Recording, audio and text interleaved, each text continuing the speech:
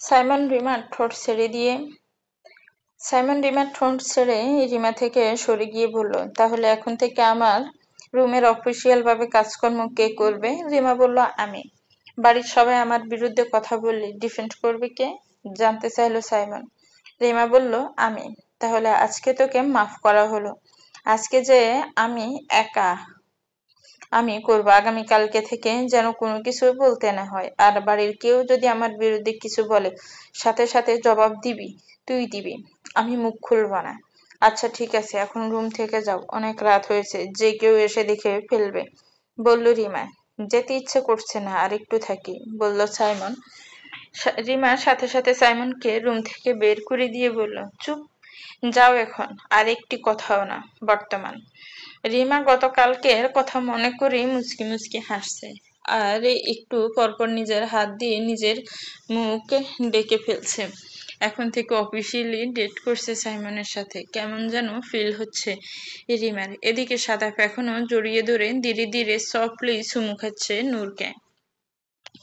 কাঁধে ব্যথায় নূরের চোখ দিয়ে 2 ফোঁটা পানি গড়িয়ে পড়ল। সাদাব টের পাচ্ছে হাতের তালু ভিজে গেছে নূরের চোখের পানিতে। সাদাব ধীরে ধীরে নূরের ঠোঁট ছেড়ে দিয়ে হাতের আঙ্গুল দিয়ে চোখের পানিগুলো মুছে দিতে লাগলো। তারপর বলল, কাঁদছিস কেন? এটুকু ব্যথায় কাঁদতে হয়? এর থেকে আরো কত ব্যথা অপেক্ষা করছে তোর জন্য। নূর সাদাপের হাত সরিয়ে দিয়ে বলল, আপনি আমাকে আবারও কামড় দিবেন? সাদাপ নূরের কানে কানে ঘোর লাগা কণ্ঠে ফিসফিস করে বলল, শুধু কামড় কেন, অনেক আদর করব, কিন্তু আমার প্রত্যেকটা আদরেও তুই ব্যথা পাবি, যন্ত্রণা হবে, কিন্তু এই যন্ত্রণা তুই রোজ পাবি, আমি একদিনও ছাড় দিব না তোকে। লাগবে না আমার এমন আদর, যে আদর এত কষ্ট পেতে হয়। আপনি আপনার প্রেমিকার কাছে যান, সাবা আপুর কাছে যান, অভিমানী কণ্ঠে বলল নূর। সাদাব ধীরে ধীরে আবারও কানের কাছে ফিসফিস করে বলল, প্রেমিকা নাই, কোনো কোনো বললামই তো, বউ আছে, কিন্তু বউ কাছে যেতে দেয় না, কাছে গেলে কান্নাকাটি করে, তাই তো তোর কাছে আসি। আমার কাছে কেন? অবাক হয়ে জানতে চাইল নূর। সাদাপ নূরের চোখে চোখ রেখে বলল, পরকীয়া করবো তোর সাথে, বউ তো কাছে যেতে দেয় না, তাই চিন্তা করলাম তোর সাথে পরকীয়া করব। সব আদর এখন থেকে তোকে দিব, সব যন্ত্রণা তোকে দিব। নূর সাদাপকে একটু ধাক্কা দিয়ে বলল, সরুন এখান থেকে, ছাড়ুন আমাকে বলছি। করব না আমি পরকীয়া। ছি, এত নোংরা লোক আপনি। সাদাপ নূরকে সাথে সাথে নিজের সাথে জড়িয়ে ধরে বলল, তোর করতে হবে না, আমি করছি, তাহলেই হবে। এখন একদম চুপ, একটা কথা বলবি না, আমার শান্তি চাই, বুকে থাক, একটু শান্তি দে আমাকে প্লিজ। নূর চুপচাপ সাদাপের বুকে কান পেতে শুয়ে রইল। সাদাপ হাত দিয়ে একটু একটু করে নূরের এলোমেলো চুলগুলো গুছিয়ে দিতে লাগলো আর হাত বোলাতে লাগলো। একটু পর নূর ঘুমিয়ে গেল সাদাপের বুকে। সাদাপ এক দৃষ্টিতে তাকিয়ে আছে নূরের দিকে। বারবার ছুঁয়ে দিতে ইচ্ছে করছে, মাথায় চড়ে বসছে বারবার নিষিদ্ধ ইচ্ছেগুলো। সাদাপ নিজেকে সংযত করলো, নূরকে বিছানায় শুইয়ে দিয়ে রুম থেকে বের হয়ে গেল। পরদিন ব্রেকফাস্ট টেবিলে সবাই নাস্তা করছে। হঠাৎ বোমা ফাটালো সাদাব। বলল, আব্বু, আমার বিয়ের কথা নিয়ে কি ভাবলে? হুমায়ুন রহমান অবাক হয়ে তাকালেন সাদাপের দিকে। বিয়ে নিয়ে কি ভাববে মানে? ও তো আগে থেকে বিবাহিত। হ্যাঁ, কিভাবে এটাকে মানিয়ে নেওয়া যায় সেটাই এখন চিন্তার বিষয়। আবার তাকালেন ফজলুর রহমানের দিকে। ফজলুর রহমান নিশ্চুপ, কোনো কথা নেই, চুপচাপ খাচ্ছে। মনে মনে ভাবছে হুমায়ুন রহমান কি এক ঝামেলা পড়ে গেছে ভাই ও ছেলের মধ্যে। সাদাপার চোখে তাকালো ফজলুর রহমানের দিকে, তারপর বলল, তুমি কিছু বলছো না যে? ফজলুর রহমান বলল, আমি কি বলবো? ও মা, আমি তোমাদের ছেলে না? বলছি বিয়ে করবো এই মাসের শেষের দিকে, আর 15 দিন আছে, 15 দিনের মধ্যে বিয়ে, তাই প্রিপারেশন সব শুরু করে দাও। 15 দিন মানে 15তম দিনে বিয়ে হবে, তাই সময় খুব কম, বলল সাদা। কার সাথে বিয়ে? কোথায় মেয়ে? বাড়ির লোক কেউ আসলো না? মেয়ে প্রস্তাবে নিয়ে আসলো না, আমরা শুধু শুধু রেডি হয়ে কি করব? খোঁচা মেরে কথাটি বলল ফজলুর রহমান। নূর অবাক হয়ে বাবা এবং সাদাপের কথা শুনছে। নূর বুঝতে পারছে না কি করবে। সাদাব বলে দিয়েছে নূর যেন বিয়ের কথা বলে, কিন্তু নূর কিভাবে বিয়ের কথা বলবে? এদিকে এটাও বলেছেন, ও যদি বিয়ের কথা না বলে 15তম দিন সাবা আপুকে বিয়ে করে ফেলবে সাদাব ভাই। এদিকে রিমা ও সাইমন একে অপরের দিকে চোখ চাহাচাই করছে, কিছুই বুঝতে পারছে না বাপ ও চাচা ও সাদাব ভাইয়ের মধ্যে আসলে কি চলছে। সামিয়া বেগম ও নরিন আফরোজ একে অপরের দিকে চাইলো, মনে মনে ভাবলো এদের দুজনের মধ্যে আসলে কে জিতবে আল্লাহই জানে।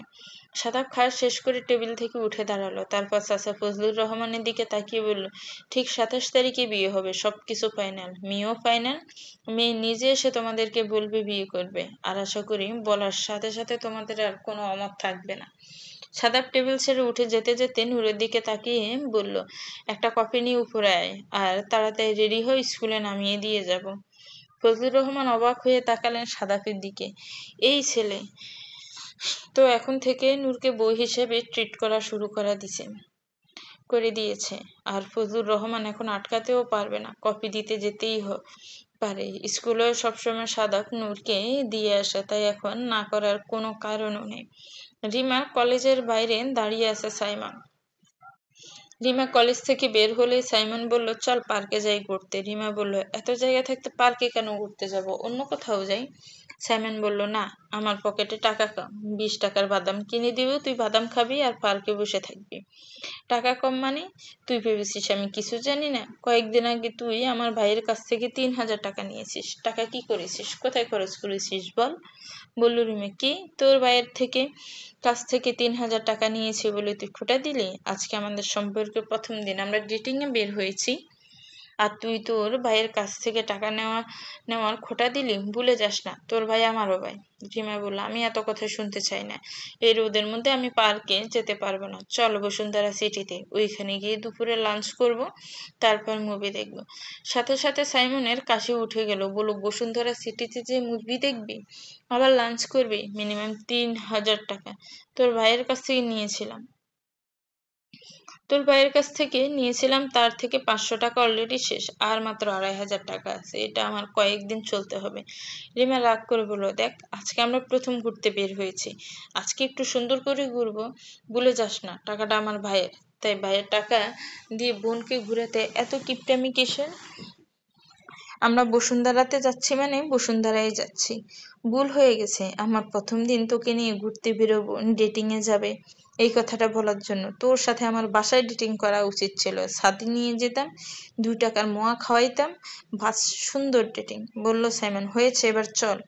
আর এত কিপটামি করতে হবে না, লাগলে ভাইয়ের কাছ থেকে আরো কিছু টাকা নিও। আর এত ভয় পাওয়ার কিছু নেই, আমার কাছেও কিছু আছে। আজকে যখন বের হয়েছি, আজকে সুন্দর মতো ঘুরবো, চলো, বলল রিমা। এদিকে সাদাব নূরকে নিয়ে বের হয়ে গেলে স্কুলে নামিয়ে দেওয়ার উদ্দেশ্যে। স্কুলের রোডের দিকে না যে বলল, ভাইয়া তুই স্কুল তো রোড দিয়ে। সাদাব বলে, চুপচাপ গাড়িতে বসে থাক, আজকে তুই স্কুল যাচ্ছিস না, আজকে সারাদিন তুই আমার সাথে থাকবি, আমার সাথে ঘুরবি। নূর মনে মনে খুশি হয়ে গেল, জীবনে প্রথম সাদাব ভাই ওকে একা কোথাও ঘুরতে নিয়ে যাচ্ছে, তাও নিজে থেকে। সাথে সাথে নূর সাদাবের দিকে তাকিয়ে বলল, আমরা কোথায় যাচ্ছি? সাদাব বলল, যাচ্ছি, অনেক দূরে যাচ্ছি, যেখানে ইচ্ছা হয় সেখানে যাচ্ছি, গেলেই দেখতে পারবি। নূর আবার প্রশ্ন করলো, আচ্ছা আমরা কেন যাচ্ছি? সাদাব বিরক্ত হলো নূরের উপর, তারপর নূরের দিকে তাকিয়ে বলল, পরকীয়া করতে যাচ্ছি। বললাম না তোর সাথে এখন থেকে আমি পরকীয়া করব? বউ তো কাছে যেতে দেয় না, তাই বউ যতদিন আমাকে কাছে টেনে না নিবে ততদিন তোর সাথে পরকীয়া করব। সাথে সাথে নূরের হাসি মুখটা চুপচাপ হয়ে গেল। মনে মনে ভাবতে লাগলো, সাদাব ভাই বিয়ে তো করেনি, তাই বউ নেই, কিন্তু বউ কাকে বলে? সাবাপুকে? কিন্তু সাদাব কতদিন বলে সাদাব ভাইয়ের হাত ধরে চিপকে থাকে, তাহলে এটা কেন বলে বউ কাছে যেতে দেয় না? নূর সরল মনে সাদাফের দিকে তাকিয়ে প্রশ্ন করলো, আচ্ছা আপনার বউকে, আর আপনার বউ আপনাকে কাছে যেতে দেয় না কেন? সাদাব মুচকি মুচকি হাসলো, তারপর নূরের দিকে তাকিয়ে বলল, কি জানি, বউটা কাছে গেলে খালি ছাড়ুন ছাড়ুন বলে, বউটা একটু ছোট তো, কাছে গেলে ভয় পায়, কান্না করে। পোড়া কপাল বুঝলি, কে জানে বউ কবে ছাড়ুন ছাড়ুন না বলে আরো শক্ত করে জড়িয়ে ধরবে। সাদাপের কথা শুনে নূর লজ্জা পেয়ে গেল, সাথে সাথে মাথা অন্যদিকে ঘুরিয়ে গাড়ির বাইরে তাকিয়ে রইল। সাদাপ মুচকি এসে গাড়ি চালানোতে মনোযোগ দিল। ঠিক আধা ঘন্টা ড্রাইভ করার পরে গাড়ি এসে থামলো একটি হসপিটালের বাইরে। নূর জিজ্ঞেস করলো, আমরা এখানে কেন এসেছি? হসপিটালে কেন? সাদাব সাথে সাথে গাড়ি থেকে নেমে নূরের সাইডে এসে দরজা খুলে বলল, আগে নাম, ভিতরে গেলে দেখতে পারবি কেন এসেছি। নূর গাড়ি থেকে নেমে দাঁড়ালো। তারপর সাদাব নূরের এক হাত ধরে ধীরে ধীরে হসপিটালের ভিতর দিয়ে এগিয়ে গেল। ধীরে ধীরে সাদাব নূর নিয়ে একটি কেবিনের সামনে আসলো। কেবিনের দরজা ঠেলে ভিতরে ঢুকতেই নূর দেখতে পেল সাবা কেবিনের ভিতরে বসে ফল কাটছে। বেডে শুয়ে আছে একজন বৃদ্ধ মহিলা। নূর অবাক হলো, সাথে অবাক হলো সাবা।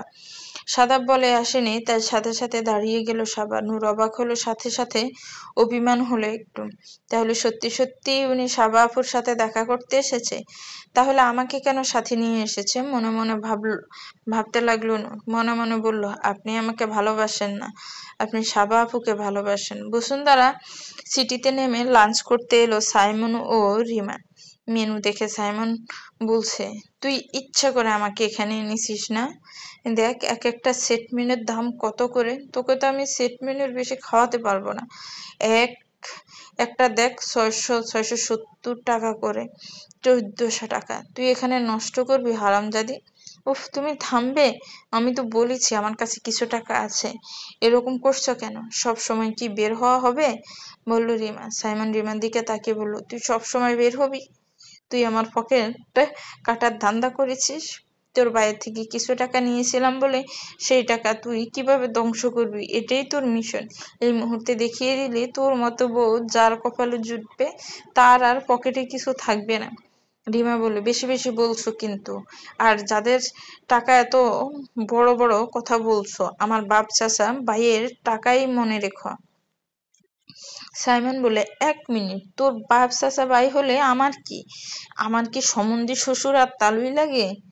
বেয়াদ্দপ, একে তো এই চিংড়ি মাছের মতো পেট নিয়ে 1400 টাকা এখানে নষ্ট করবি, অথচ 200 টাকা হলে তোরে আমি বাইরে খাওয়াতে পারতাম। শুধু শুধু তুই আমার টাকাগুলো নষ্ট করলি। তুই থামবি? কোন কুক্ষণে যে তোর মতো একটা ছেঁচড়ার সাথে প্রেম করতে আসছিলাম। প্রেমিকে একটু ভালো মন্দ খাবে না, সেটা সহ্য হচ্ছে না। এখনো তো এটা বলিনি আমাকে শপিং করিয়ে দাও। শপিং করানোর কথা বললে তো তুই ঠাডা পড়ে মরে যাইতে, কিপটা কোথাকার। সাইমন বলল, আমার ঠেকা লেগেছে তোকে শপিং করানোর? তুই এখন আমার বউ হোস না। তুই কি রাতে কি আমার সাথে ঘুমাবি যে তোকে আমি শপিং করে দিব? একটু একটু কাজ কর, সেজন্য তোকে খাওয়াচ্ছি আর মুভি দেখাচ্ছি। যদি এর থেকে বেশি কিছু করিস তাহলে বেশি কিছু দিব। রিমা অবাক হয়ে তাকালো সাইমনের দিকে। বললি, কি বললি তুই? শয়তান, রাতে তোর সাথে ঘুমাবো? তোর সাথে এর থেকে বেশি কিছু করব? তোর মতো ফকিরের সাথে এখানে খেতে এসেছি, এটাই বেশি, ফকির কোথাকার। এদিকে হসপিটালে মনমরা হয়ে বসে আছে নূর। সাদাপ এগিয়ে গিয়ে সাবার মায়ের সামনে দাঁড়িয়ে বলল, খালাম্মা এখন কেমন আছেন?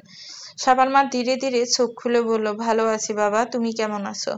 সাদাপ উত্তরে বলল, আমি ভালো আছি খালাম্মা, দুঃখিত গতকাল মোবাইলটি বন্ধ হয়ে গিয়েছিল, তাই আমি সময় মতো আসতে পারিনি। তবে আপনার যে কোনো বিপদ হয়নি, এটা আল্লাহর কাছে শুকরিয়া, পারলে আমাকে ক্ষমা করে দিবেন।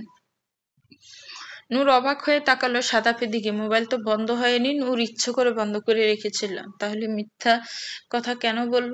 নূরকে বাঁচাতে, নাকি প্রেমিকা রাগ করবে তাই রাগ থেকে বাঁচতে? এসব ভাবনার মধ্যে হঠাৎ সাদাব বলল, নূর এখানে আয়।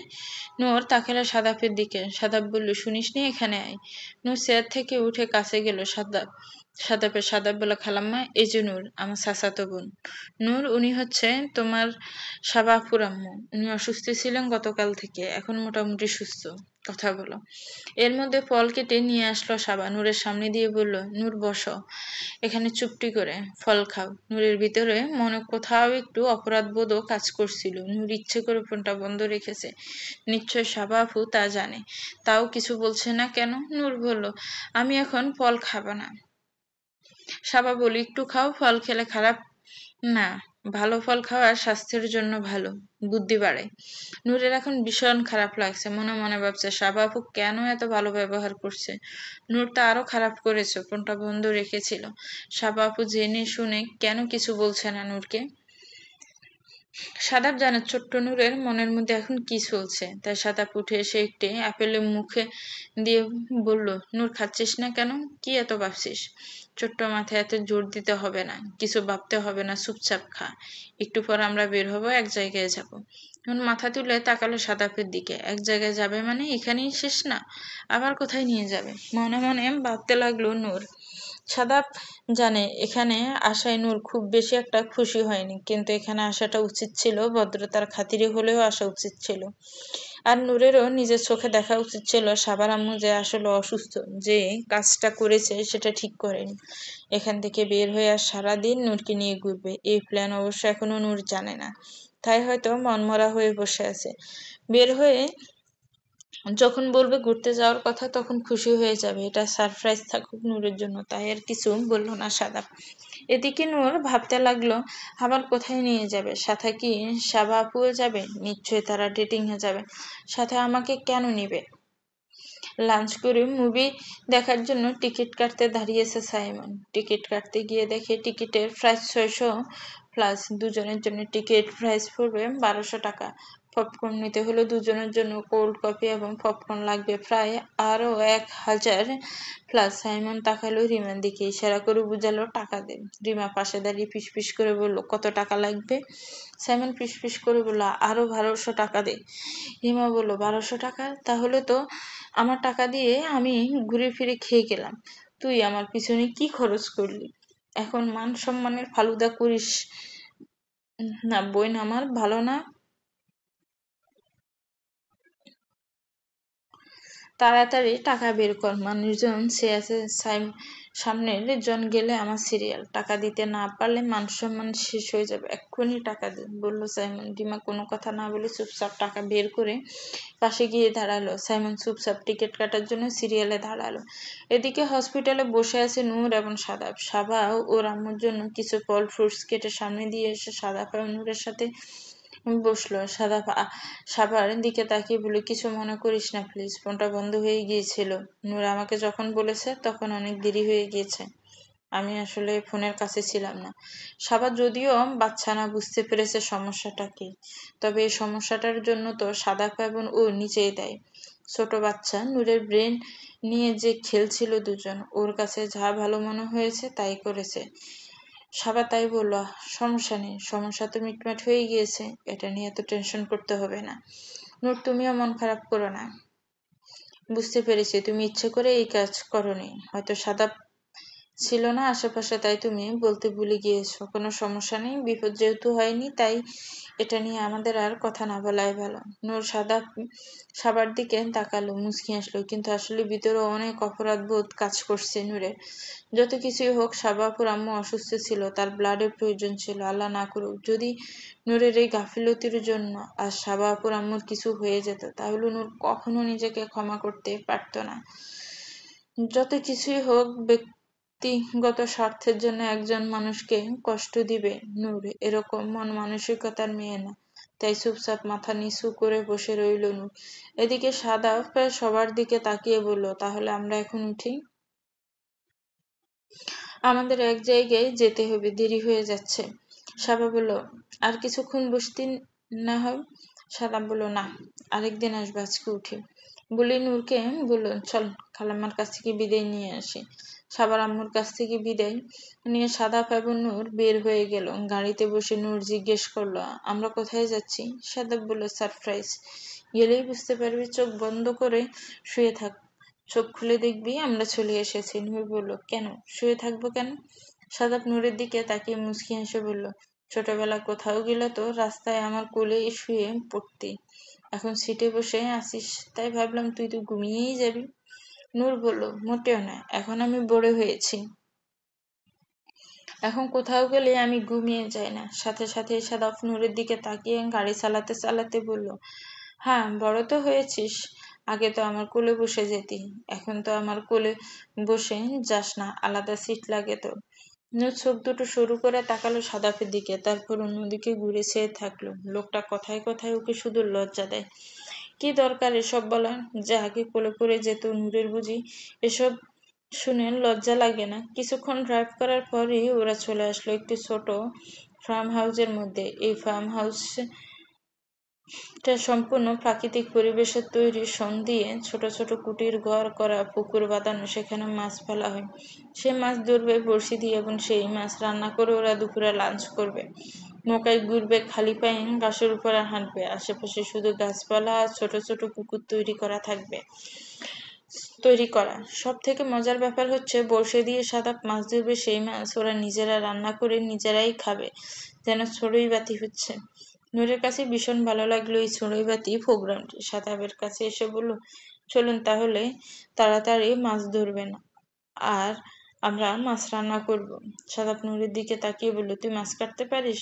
নূর বলল, আপনি কাটবেন, আমি রান্না করব। সাদাব বলল, মাটির চুলায় রান্না করতে হয়, তুই আগুন জ্বালাতে পারবি? নূর বলল, আপনি আগুন জ্বালিয়ে দিবেন, আমি রান্না করব। সাদাব বলল, সবকিছু আমি করে দিব, তাহলে তুই কি চুলার পাশে বসে থেকে বলবি আমি রান্না করছি? বলতে বলতে কেয়ারটেকার বড়শি নিয়ে চলে আসলো। বলল, ভাই এই যে বড়শি, আপনি রেডি করতে বলেছিলেন, এই নেন, বসে বসে মাছ ধরেন। একটু পর আরো রোদ উঠবে, তখন আর বসে মাছ ধরতে পারবেন না। সাথে সাথে সাদাব বড়শি নিয়ে নূরের এক হাত ধরে পুকুর পাড়ে চলে গেল। গাটলায় বসে সুন্দর করে মাছ ধরার জন্য বড়শি ফেললো পানিতে। নূর বারবার মাথায় এদিক ওদিক করে দেখার চেষ্টা করছে, মাছ উঠছে না কেন। বলল, কি ব্যাপার, মাছ ধরছেন না কেন? কতক্ষণ আগে বড়শি ফেলেছেন? সাদাব বলল, মাছ ধরা পড়লেই বড়শি নড়বে, চুপ করে বসে থাক। নূর বলল, মনে হয় কোনো সমস্যা হয়েছে, আপনি মনে হয় পারছেন না, দাঁড়ান আমি দেখে আসছি। বলে সাদাপের বলার জন্য অপেক্ষা না করে সাথে সাথে দুষি নিচে নামতে দপাস করে পড়ে গেল পানিতে। নূরের আইডিয়া ছিল না দুষির পর আশ্রয় নেই, পানিতে পড়ে যাবে। সাদাপ তড়িগড়ি করে বড়শি ফেলে নূরকে তুলে বলল, কোথাও ব্যথা পেয়েছিস নূর? নূর বলল, না, নিচে মাটি, কিন্তু আমার কাপড় চোপড় সব ভিজে গিয়েছে। সাদাপ হাঁফ ছেড়ে বাঁচল। বেশি গভীরতা নেই সিঁড়ি, কিন্তু মাটি দিয়ে উঁচু করা ছিল, সেখানেই নূর পিছলে পড়েছে। তারপর আশেপাশে তাকালো, তাকিয়ে দেখলো ওয়াশরুম সব বাইরে, তাও একটু খোলামেলা। আর সবচাইতে বড় ব্যাপার, এখানে কাপড় চোপড় নিয়ে আসেনি। এখন কি পরবে নূর? সম্পূর্ণ শরীর ভিজে গিয়েছে। নূরের শরীরের দিকে তাকিয়ে কিছু একটা ভাবলো সাদাপ। তারপর সাদাপর গায়ের কোটটা খুলে সাথে সাথে নূরের গায়ে পরিয়ে দিয়ে বলল, এটি এভাবে সুন্দর করে ধরে রাখবে, শার্ট যেন শরীর থেকে না সরায়। আসলে পানিতে ভিজার কারণে নূরের শরীরের কায়াগুলো মোটামুটি দৃশ্যমান, তাই সাদাপ শার্ট দিয়েও ওকে ডেকে দিল। এদিকে সাদাপ খালি গায়ে নূর সাদাপের দিকে এক দৃষ্টিতে তাকিয়ে আছে। নিজের শরীরে এভাবে নূরকে চেয়ে থাকতে দেখে সাদাপ বলে, এই মুহূর্তে এভাবে তাকিয়ে আসিস কেন? তোর জন্যই তো খুললাম। তুই খারাপ দৃষ্টি দিয়ে আমার শরীরটাকে গিলে খাচ্ছিস, চোখ সরা। নূর বলল, কখন আমি চোখ দিয়ে গিলে খেলাম? আমি শুধু দেখলাম আপনার গায়ে কাপড় চোপড় নেই। তারপর কাঁপতে কাঁপতে বলল, কোথায় গিয়ে চেঞ্জ করব? আমার তো শীত লেগে যাচ্ছে। আচ্ছা, আমি তো কোনো কাপড় নিয়ে আসিনি, তাহলে পরবো কি? সাদাব কেয়ারটেকারের সাথে কথা বলে এখানে যে ফিমেল কেয়ারটেকার আছে তার কাছ থেকে একটি পরিষ্কার পরিচ্ছন্ন নতুন ড্রেস নিল। বিনিময়ে 1000 টাকা একটি নোট দিল। ড্রেস নিয়ে একটি ছোট্ট রুমে প্রবেশ করলো নূরকে নিয়ে। পুরো রুমে এদিক ওদিক তাকিয়ে বলল, এখানে তো ওয়াশরুম নেই, কোথায় চেঞ্জ করব? সাদাপও জানে এই রুমের ভিতরেও কোনো ওয়াশরুম নেই, তাই বললে, এখানে চেঞ্জ কর, আমি বাহিরে যাচ্ছি। নূর বলল, না না, আপনি বাহিরে গেলে আমার ভয় লাগে, সিট কিনে নি। সাদাপ বলল, তাহলে আমার সামনে চেঞ্জ করবি, ভয় পাবি না? নূর সাথে সাথে মাথা নিচু করে ফেললো, তারপর বলল, না, ভয় পাবো না, তবে লজ্জা পাবো। সাদাপ নূরের দিকে তাকালো, তাকিয়ে বলল, ঠিক আছে, আমি চোখ বন্ধ করছি, তাড়াতাড়ি চেঞ্জ কর। বলে সাথে সাথে সাদাপ চোখ বন্ধ করলো। নূর সাদাপের দিকে তাকিয়ে দেখলো সত্যি সত্যি সাদাপ চোখ বন্ধ করে আছে, তাই ধীরে ধীরে শার্টটি খুলতে লাগলো। অমনি সাদাপ বলে উঠলো, 2 মিনিটের মধ্যে যদি চেঞ্জ করতে না পারিস, 2 মিনিট পরে আমি চোখ খুলে ফেলবো। এরপর যা হবে এর জন্য আমাকে দোষ দিতে পারবি না, চলবে? তো ভিউয়ার্স, গল্পটার এই পর্ব কেমন লেগেছে একটি কমেন্টস করে জানাবেন। আজকে 2 জুটি ঘুরতে বের হয়েছে, কারটা বেশি ভালো লাগছে অবশ্যই এটা জানাবেন। রিমা সাইমন নাকি সাদাপ নূর? সামনের পর্ব আরো বেশি রোমান্টিক হবে। ভালো থাকবেন, সুস্থ থাকবেন, আমার চ্যানেলের সাথেই থাকবেন। আল্লাহ হাফেজ, আসসালামু আলাইকুম।